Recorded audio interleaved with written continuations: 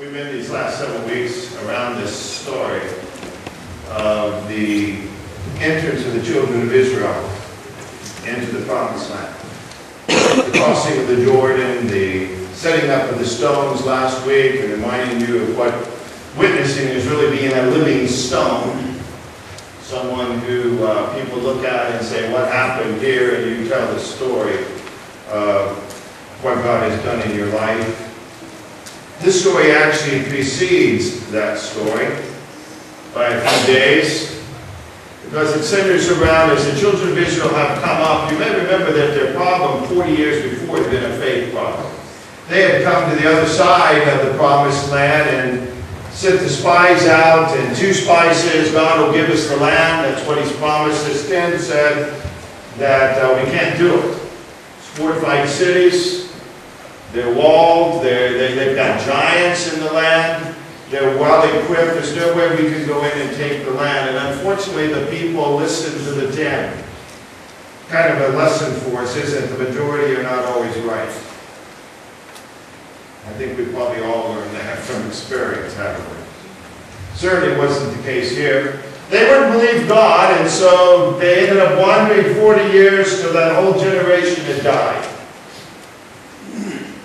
And only those that were under the age of 20 are still alive, except for Joshua and Caleb, the 2 spies that had said we can take the land, and Moses. And Moses has just died, just a week or so before.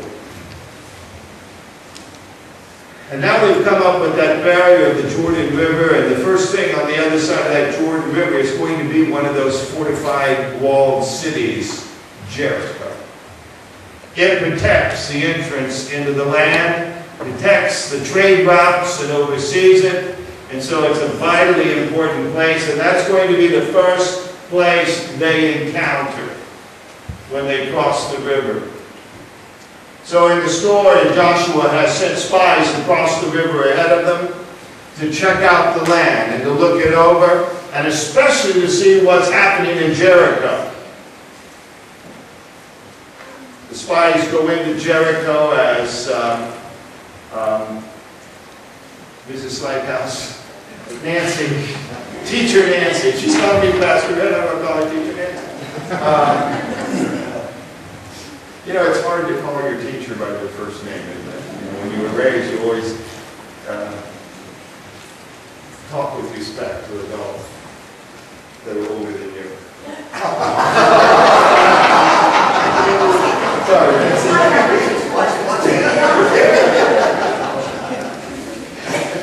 anyhow, they're going to spy out Jericho. And as they enter the city to spy it out, they go to the house of a prostitute named Rahab, probably the only person that would let them in. And she would probably let them in. And as they go in there, she hides them. You heard the story, you read it. She hides them in because she knows that God is going to give them the land.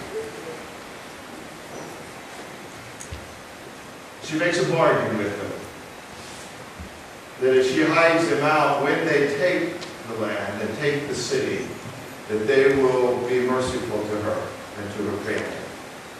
And they agreed to do this. Later, when Jericho does fall, and the story, you know the story of Jericho, how they march around the city, and then for 7 days, and the 7th day they go around 7 times, and when they sound the trumpets and everyone shouts, the walls fall completely to the ground. And Jericho is captured. Rahab and those that are in her house are spared. Everyone else is destroyed. The whole city is destroyed when the Israelites come in. And she is spared.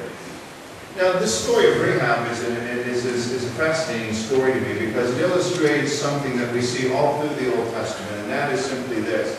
God doesn't care who the person is. If they're willing to look to God with faith, God will reach down and mercy to them. That's certainly the case here with Rahab. because she's the one person we would least expect. She lives among a people who are idolaters. She lives among a pagan people who are enemies against God. She herself is low down the totem pole, even in a pagan city.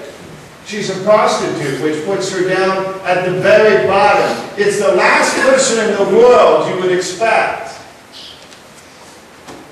that God would reach down to. And yet he does to Rahab. And Rahab makes her statement of faith. We know what God did in Egypt. We know what he did bringing you across, how when these armies come out to fight against you, how you completely destroy those armies. We've seen the power of God at work. We've been hearing the stories. In 2 days from then, they're going to see him work again when he sees the water of the Jordan River part. And everybody will come across. And I can't imagine what they were thinking then. They were already trembling with fear. And their last defense was their god Baal, who controlled the waters. And to watch their God just part the waters for them to come across had to destroy all vestige of hope in these people in Jericho. But she is already looking with faith. She says, your God is the God of heaven and earth. And because she looks with faith, God reaches down with mercy. All through the Old Testament we find this to be the case. Anytime, any person, anywhere will look to God and cry out to God, God always reaches down in grace and mercy and forgiveness. Even Ahab, the most wicked man, the most wicked king that they ever had in the kingdoms, he and his wife Jezebel were wicked beyond belief, forsaking God, worshiping idols, and continuously turning their back on God. There's one point even in Ahab's life where Ahab actually cries out to God. And God immediately speaks to his prophet and says, you hear that, Ahab? Did you notice that he's crying out to me? Go to him. That didn't last long. He immediately turned his back on God and went on in his old ways again. But even in that moment, God was willing to reach to him. You know what it says to you and I is simply this, that there's no person, no matter how low they've gotten, that if they cry out to God or turn to God, God won't reach down and save them. Sometimes we think ourselves in our own hearts, you don't know what I've done, you don't know where I've been, you don't know what's happened in my life. I want to say to you this morning, it doesn't matter how low you may have gone in your life, it doesn't matter how messed up your life might be, if you turn to God with faith, He'll reach down with grace. And He'll reach down with mercy. And He reaches down with His great love to us. You see, we may not understand it, but God loved Rahab too. And the moment she's willing to acknowledge Him, and the moment that she's willing by faith to take her stand with the people of God, God reaches down to her.